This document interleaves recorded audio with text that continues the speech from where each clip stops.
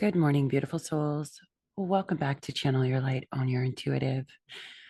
I do not have a specific direction for this, but I am going to let the energies and directions flow. And for some reason, perspective is coming up. And there are two modalities, and I'm seeing being in the middle of the bridge, somebody standing in the middle of the bridge between what was and what will be, between the old you and the new you. Oh, and it has to do, I'm seeing the fiery new moon in Aries. So it has to do with this beautiful new moon energy. The new moon in Aries and the solar eclipse takes place tomorrow, or perhaps today when you're watching this, or just afterwards. That is quickly followed the next day with Neptune shifting into Aries, which is a significant shift in alignments of energies, ways of doing things. Okay, so this is going to be all about the eclipses as well as Aries, and the middle of the bridge you're on is about to get, I want to say, fast tracked. Again, that's from an old video here on YouTube. If you feel called to rewatch that, feel free to do it. Check through the video playlist. But the solar eclipses and lunar eclipses, like we have, the eclipse season comes usually in the spring and the fall. But I always perceive it as the lunar eclipse, whatever sign it's in, and the solar eclipse are equipped to take us, shift us into a new journey. Now, notice it's a lunar and a solar. It's the moon and the sun. It's the unconscious and the conscious. It's the feminine underpinnings and it's the masculine active energy. So a lunar eclipse is typically blah, blah, blah, tumbling my words there early in the morning here. I'm going to take a sip of my coffee here and just ground into this. So a lunar eclipse is usually you eclipsing an unconscious version of you or something that's happening in the subconscious that maybe hasn't been perceived yet. So sometimes, I'm going to repeat this more than once. This came through the other day, and it took me a little bit to unpack the different nuances and different perceptions of it. Sometimes we are preserving a perception of consciousness. No, that's not it. Sometimes we are preserving a level of consciousness that has not been perceived yet. I'm going to repeat that again. Beep, beep, beep in the background, if you can hear that. Sometimes we are preserving a level of consciousness that we have not perceived yet. This goes both ways, but I want to really direct the focus. They're saying go down into the unconscious aspect, the subatomic level of one's inner depths of the being. So a lunar eclipse is helping you to eclipse a perception, an outdated mode of the self where we've been unconsciously operating from, bringing it up to the conscious awareness so that it can be eclipsed and is no longer part of how we are creating life. When we drop that unconscious aspect of us, we then move through this process of shifting and changing. And sometimes it's tidal waves, sometimes it's just a subtle shift underneath the being. It depends on the person. But this prepares us for the solar eclipse that will come shortly afterwards. Now that that unconscious has been brought up and out of us, we're eclipsing it. We're now going to act in a different way because that's no longer the unconscious driving factor in how we act in the external world, our masculine energy, and how we think, our structures of how we operate. So the lunar eclipse is intended to really dishevel, I'm hearing, dishevel and have an upheaval or a rising or an illumination of the deep unconscious to be eclipsed. And once that's eclipsed and brought up and out of us, it literally prepares us for the solar eclipse where we begin to take an entirely new action because we no longer have the heavy weight or the muddied waters or the unconscious actions that we're taking or affecting or impacting the actions that we take. It's no longer in the way. In this way, eclipse seasons are powerful catalyst for us to literally shift from one way of being into another. Now, it's one thing just to illuminate and have awareness of something that's happening or something that we're doing suddenly, but how do you catapult somebody into transformation? This is a process of alchemy, and this is my jam, friends.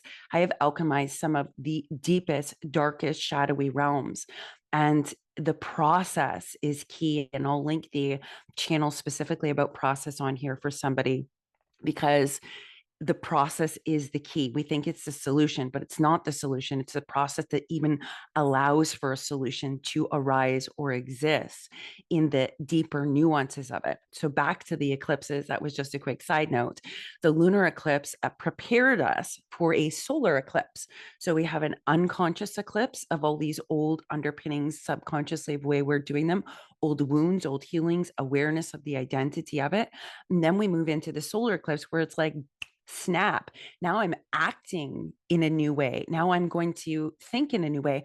I'm perceiving new pathways and new solutions in new ways because I no longer have that unconscious awareness or lack of awareness that is impacting my everyday sun action movements. So the lunar eclipse is intended to help you eclipse the unconscious barriers, to allow you to come into the solar eclipse to now take new actions. So that's just one way of perceiving the eclipse seasons. And I always like to tune in the moon cycles or the signs that they are in. Here's why right now this is extremely impactful. The lunar eclipse was in Virgo. What's Virgo? It's our organization, it's our daily schedules, it's our organization, it's how we fuss and filter. So we really look at all in that earth energy, but it is very logical. That Virgo energy in the lunar eclipse illuminated us. How do I do my daily structures? How do I perceive people? How do I experience myself, forgetting everybody else around me? These are all nuances of a lunar eclipse in Virgo, reorganizing and restructuring and really having an awareness of, how do I structure my day and what does that make me feel like? Where did that originate from? Is it a habit? Am I being thrust into something new? There's so many different nuances. Now let's look at what the solar eclipse and the new moon is in. The very first house, the very first journey, the self concept, the self identity of the beautiful, fiery, very childlike energy of Aries. We just had a lunar eclipse in Virgo that said, here's all your self conceptual ideas and the way you do things unconsciously and the identity associated with it and where it came from. And now we're at the solar eclipse in this moment where it's like, all right, we're doing an entirely new identity. It's identity, it's the very first house. And Aries is so impactful and significant. Every time we take a journey or a new journey, we begin with Aries. So to have this cosmic shift right now, and a new moon in Aries and a solar eclipse in it as well, and it's at the 9th degree. This year is a 9 number. It is coming into this completion into the 10, right? So next year, which is a year of a 10, will be that full completion of this beginning of this journey, of this new embodiment, of this new energy. Let's not forget, Neptune is shifting into Aries as well. What is Neptune? It can be a lot of things. It's dreams. It's also illusions, right? It's beauty, it's fantasy, it's spiritual, it's all these different aspects. But when you take a Neptunian energy that's grounded, so it's like, I desire this dream, and we shift it into Aries with a new moon in Aries and a solar eclipse. This is literally the shift of a lifetime into entirely new concept or identity. For many of you, the lunar eclipse was the culmination of a journey of purging, shedding old skins, old concepts, self-identities, old relational wounds, how you relate to yourself and also how you relate to others, to literally prepare you to begin a new fool's journey, equipped internally with a more balanced state, a greater sense of self-awareness, and without the unconscious things that are not in alignment with fulfilling that desire or that dream. This is the beginning of your desire, your dream taking an embodied form. And in order for your dreams to take an embodied form, we need you to be in the embodied form, says Spirit. This is such a beautiful message for somebody. Utilize this energy, you know, drive into the fire, nurture it, allow yourself to shift. And for somebody on here, it's not even about whether you can or can't shift, it's whether or not you're going to allow yourself to shift. Will you allow yourself to shift into the embodiment? Because embodiment, the art of embodiment, literally is having it in your physical body. That's why they call it embodiment. It's in your body, it's in your DNA. To put it as a contrasting experience for awareness, think about when we have a trauma, we embody the energy, the emotion, and the thought forms, the psychological pathways, and all the electromagnetic fields associated with that trauma. We embody it. Imagine your embodied state of trauma and how they have acted in the past, or felt in the past, or magnetized in the past for life experiences. Now I want you to switch your perspective to the embodiment of your desires and your dreams, the thought process and the mindset that you can do it, physically taking actions in your body, feeling good in your body, feeling like it feels good to be you, feeling like there is such beautiful open pathways. This shift has cosmologically, that's not a word, but we're rolling with it because I feel like it is. Maybe it is a word. I don't know. This is the biggest spiritual movement in a long time in history. This is a historical year. This transit right now, this shift, this new moon, this solar eclipse, all these things you've been shedding and purging since 2020 for somebody on here, perhaps longer. For somebody on here, it's been 10 years. They're saying the amount of time doesn't matter. What matters is the reflection and the recognition and the new perspective that you've been shedding and clearing the slate so that you could shift into this new identity, preparing you for Neptune to move into Aries, preparing you for an entirely new identity. In this way, we ask you to put your focus at this time completely and entirely on that new self concept and that new identity. You have freed up enough space in your energetic fields, in the mind, in the emotional layers of the concept of self, to be able to shift your I am through a state of embodiment. It's not just I think this way and it is. I feel this way and it is. I visualize it this way and it is. I embody it and therefore it completely is. I'm getting the reminder of a card. It's on the front of an oracle card. It is this, and it is powerful, friends. So if you take anything from this video, let it be this: no will or desire is more powerful than I embodied. I'll repeat that again. No will or desire is more powerful than I embodied. Why is this significant?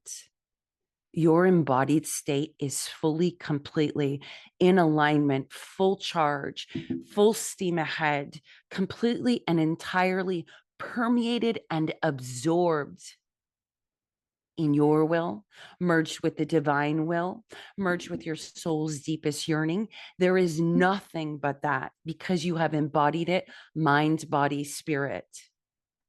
You're taking the three planes of reality and merging them into this beautiful coherence. Now, if you're not embodied in a certain state of being, or rather, if you've embodied two states of being, this is for somebody in a conflict with themselves, you're in an embodied state of the conflict of the old version of you, or old concept, or old doubts, or old hesitations. But your mind is saying, I want this, or your emotions say, I'm dreaming in this beautiful love, or whatever it is. There's a conflict between the three planes of reality. And the dimensional process of creating a reality, three dimensions create one plane, and they're all interwoven and interchangeable, or rather not interchangeable, because each dimension has its own purpose, property, and illumination that goes into that process of creating a reality. They each have an individual role or purpose for the paradigm to come into complete perspective. But at the same time, they all work together. So yes, there are individual dimensions, but they all play a role in creating the beautiful tapestry of your life. To move from a self concept To shift from the I am, you must go into the presence that precedes the I am with ANANDAMAYI Ma. I love working with her energy. It's so interesting. She's here right now. Many of you in the collective, that's a process you've been going through.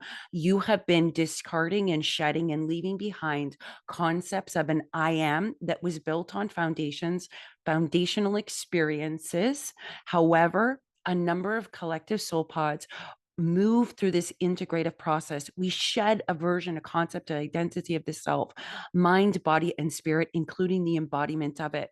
Sometimes we perceive this as coming to the void, she says, but in truth, it is the formless energy that precedes any form of an I am or a self concept or an identity. That's where many of you have all been in this formless void, redefining, re-choosing, having a greater awareness of the contrasts of the I ams that you can take a form of. We move into that presence that precedes the I am, which is a powerful state to be. From that state, we get to pick and choose. We get to align with a greater sense of an I am, a new concept and a new identity. This solar eclipse, she says, brings us to the forefront of stepping through the doorway of the new I am or self concept that you are consciously and actively choosing, creating an embodiment of that I am. We wish to tell you that you should choose this wisely as you come into this awareness. It is your power of choice, it is your divine power. We also wish to say, not to fret over making the wrong choice. That is part of the old paradigm. This goes back to another channel that I haven't posted yet because I hesitated on whether or not I should post it because of the intensity of it, but I'm going to. This is the big bullseye in the room. This is my confirmation. I will post that directly after this one for those of you who feel drawn to it because it's deeply connected to this. She says, do not fret over choosing or feeling like you may choose the wrong one, understanding that is from an old paradigm. If you can go into the energy that precedes the I am to bring into a new form and a new embodiment, this is a clear indicator that your consciousness can always choose a new choice. Just because you have embodied an I am presence, a self concept, and a self identity also means that you can pick and choose a new. If you do not like it, you can make a different choice. We do not go to the void once. This is an infinite, vast place where you may revisit all the time in your journey, as many times as you choose or as little as you choose. Having an experience allows you to redefine the self-contextual and self-conceptual ideas and concepts of the embodiment of the self. This is everyone's inherent divine power, yet it is a divine power that many lack a conscious awareness of.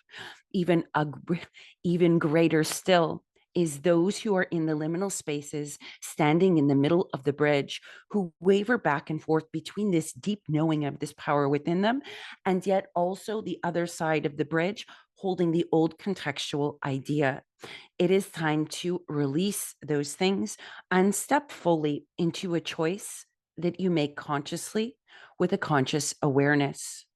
Some of you will merge with divine will, your destined path, tuning into the higher frequency of it, leaning into your higher self and your highest self.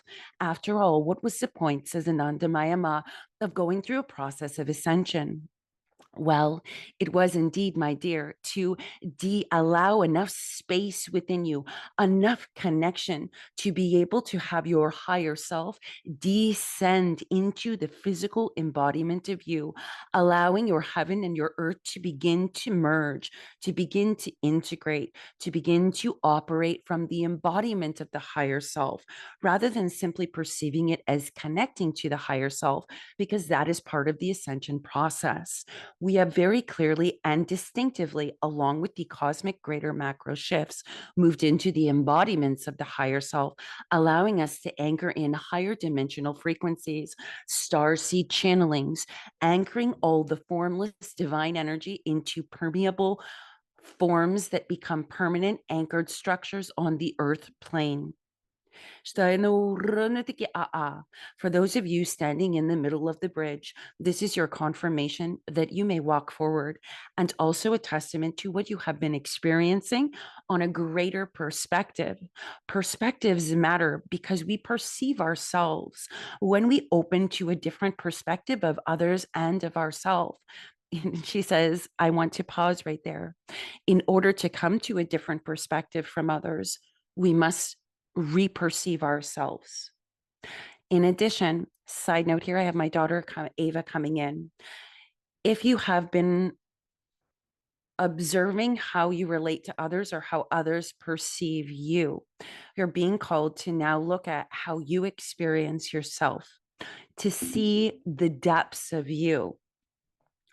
There is a time and a place to allow others in a relational aspect to allow how they perceive you to help you fine tune or tweak a greater understanding of yourself.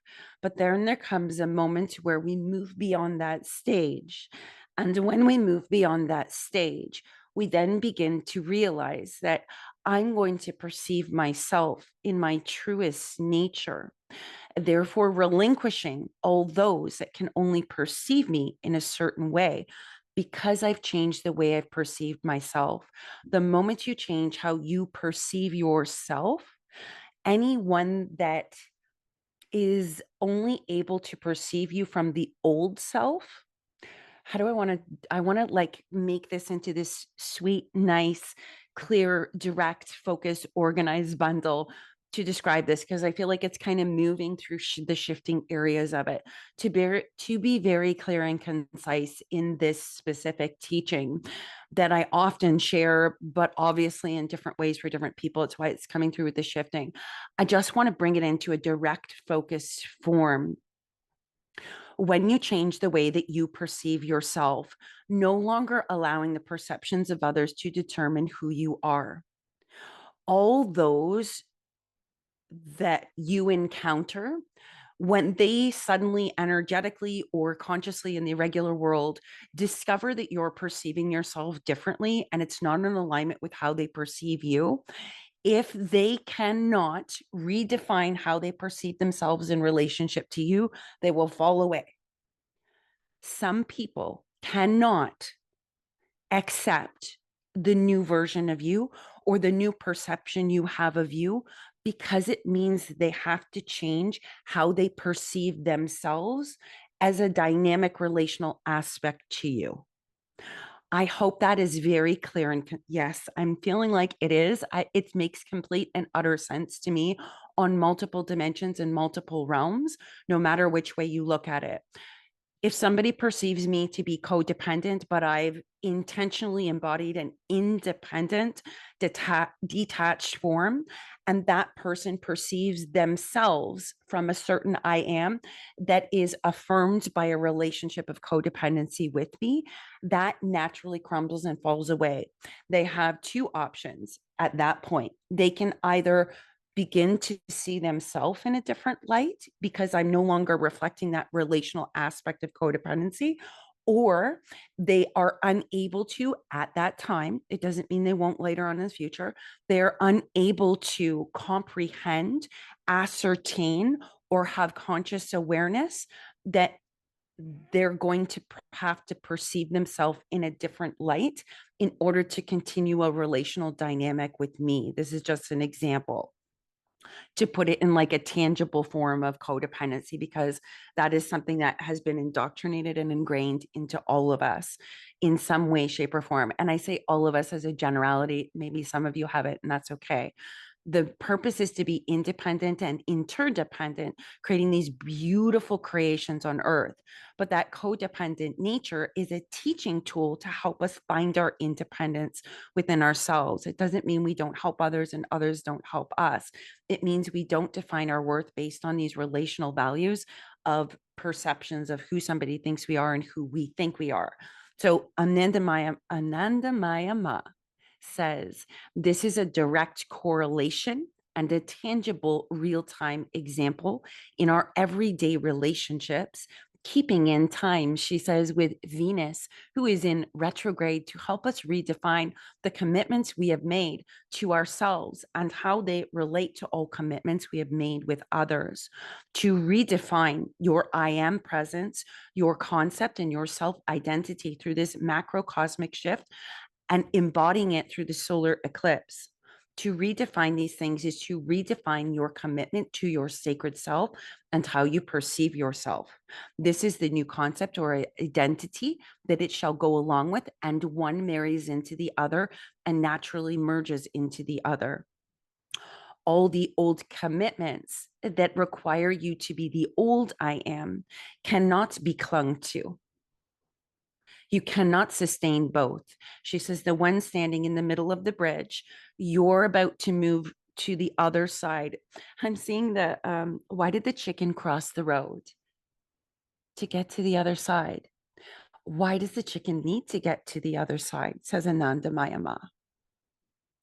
To embody a new state of being, to go through the journey from a traumatic experience to a joyful release and wisdom of it, to move from a darkness and shadow, a depressive nature, to a beautiful, expansive expression of the self and liberation. Why does the chicken cross the road? To get to the other side. That's a very poignant, specific message for somebody. Why do we go through loss? To go through the experience of experiencing the divinity of that loss will bring you to a gain so great, so profound, and so deep that you will get to the other side, turn around, and see the cavern, the chasm that you have just crossed of great loss, of great doubt, of great change, of great experience, and to recognize that what you lost was all the separation and disconnection and feelings of unworthiness and lack. And what did you gain when you got to the other side? The recognition of a great abundance of divinity within you, great connection to anything you perceived was a loss. Why does the chicken cross the road? To get to the other side. They're saying chicken as a reference as well. ANANDAMAYI, she's both giggling. There's like this etheric presence about her. She's neither a form, but she's more like an energy that slowly takes a form. I'm just going to show you or describe to you, articulate the visual that I see because I'm a very visual person. I always have been. I see as a seer, a light seer. Somebody on here is a light seer. So she's showing me the energy. She's like ANANDAMAYI, obviously, if you guys feel connected to this, you can look her up, some information on her. She was embodied in the mid 1900s and is well known, but perhaps not as well known as she should be for her wisdom and her divinity that she simply embodied as an embodied state on this earth plane. But in this energetic spiritual plane, she's showing me she comes into a form to provide a label of a concept or an idea, but then she merges out her being as I'm visualizing it, merges out into the formless energy that swirls and moves and shifts. It is in the formless planes. It still exists. I am all this energy, but I'm not in a dense form. So you could look to quantum physics for this as well. She says, notice that I can move into a dense form if I choose to. Perhaps I take the form of images that you have seen about me. Perhaps I take the form of a flower. She's showing me a pink lotus sitting on a marble pedestal. She says it is not a pedestal in terms of putting someone on a pedestal. It's the pedestal recognition of untouchable. The pink lotus atop of it, there's no dirt on it. It's been disconnected from its stem. The conscious awareness of your divinity and your higher self resides in this image, she says. There is a beautiful white marble pedestal, and on the top is a stunning, vibrant, full of life force energy, fully opens lotus bloom with so many petals. I cannot count, but the number 16 is coming to my mind and 19. That may be a number that you are specifically connected to, has resonance in your life. I'm also getting 44 for somebody on here. You are either on the journey to this beautiful unfoldment, or you are, this is just a confirmation that something in this message is for you. Take it how it resonates. The signs and synchronicities and connections through the net of light will be apparent throughout this message, says ANANDAMAYI, because we are all part of the formless energy and we all incarnate and take a form, but we can shift and change that form through the embodiment of it, through our mind and through our emotions. We are in the descension process for a number of souls right now who are embodying their higher self and sensing out so profoundly the depth and the breadth of the experiences and interconnections of all things. This is a wonderful, monumentous moment as Neptune shifts into Aries, and we are all called to simply embody onto the sacred fool's journey of the new conceptual form of an identity. This is a beautiful welcoming. This is a beautiful era. This is a beautiful beginning. And know that the form you have chosen to take, it has already existed in the planes of the formless energy and the divinity of the unconscious, the conscious, and the super consciousness of the I am. Notice that some may attune the three planes of reality to the super conscious, conscious, and unconscious.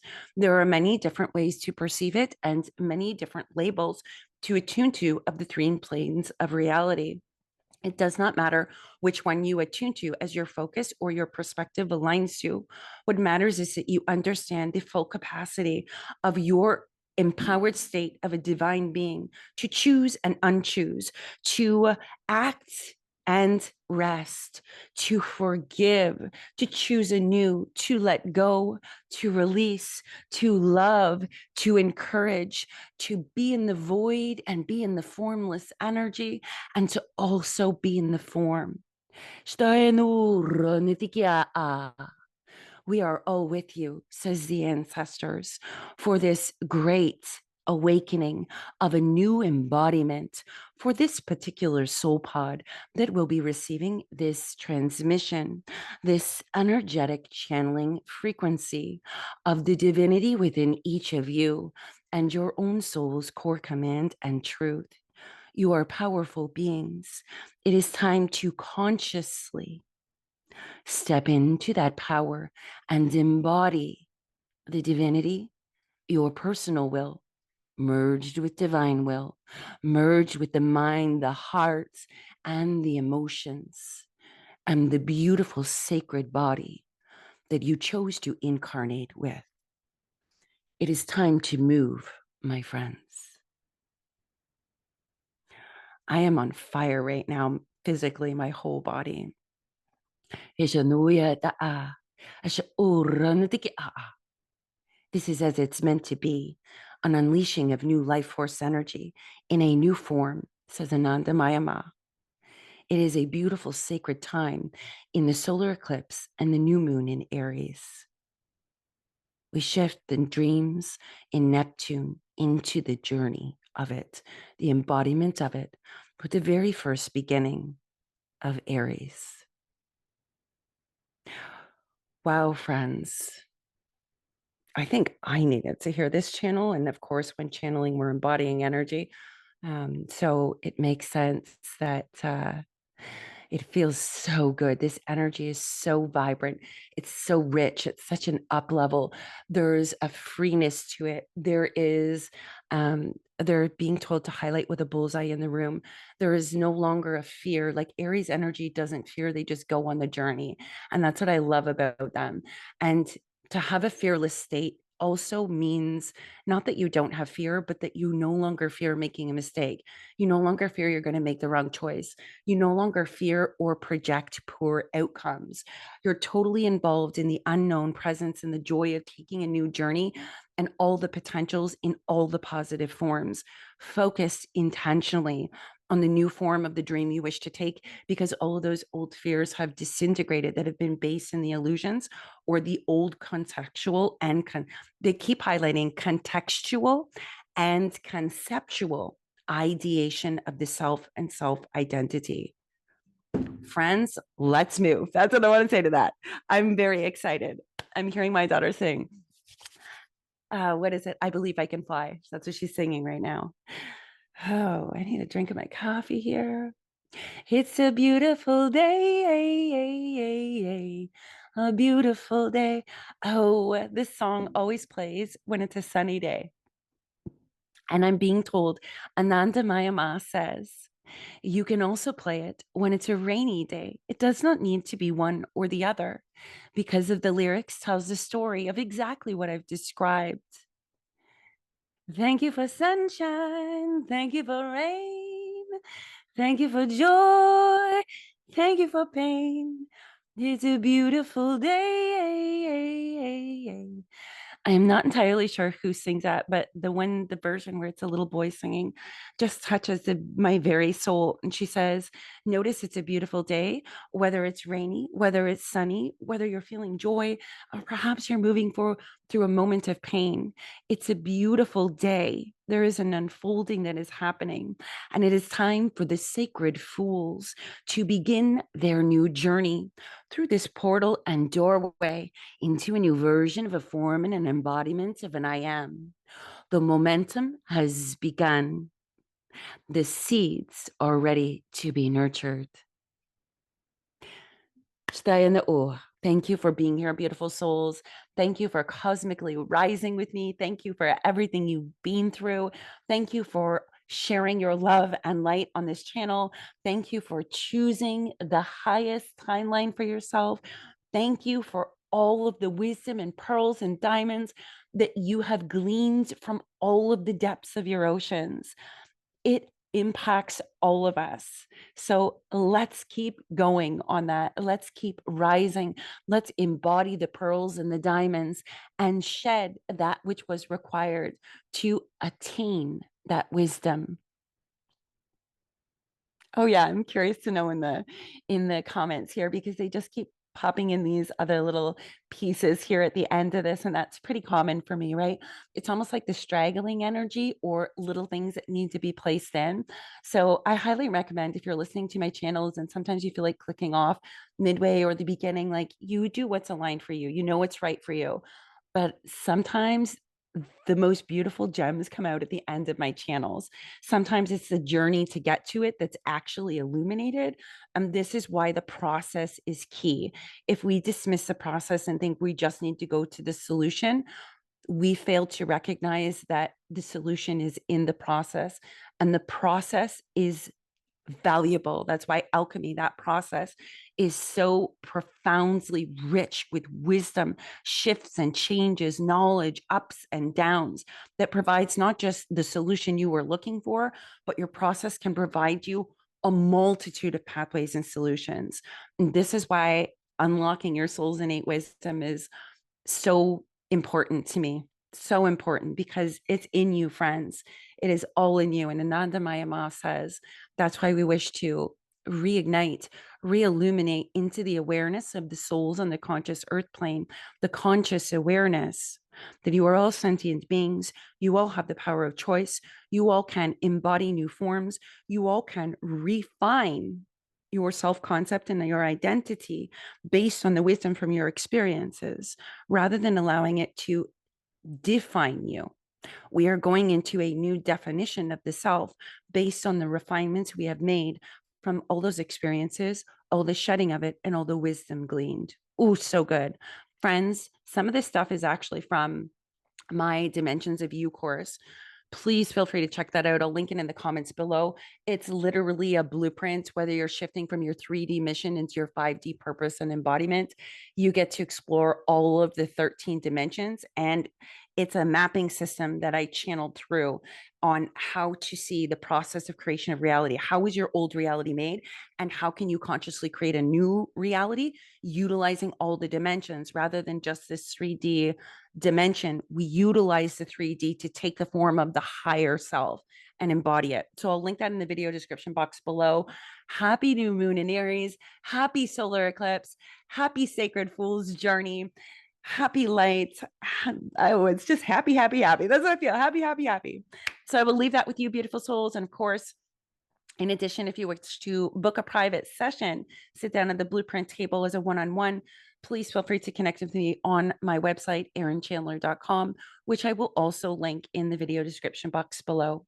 I'm sending you all much love, and I will see you on the next video.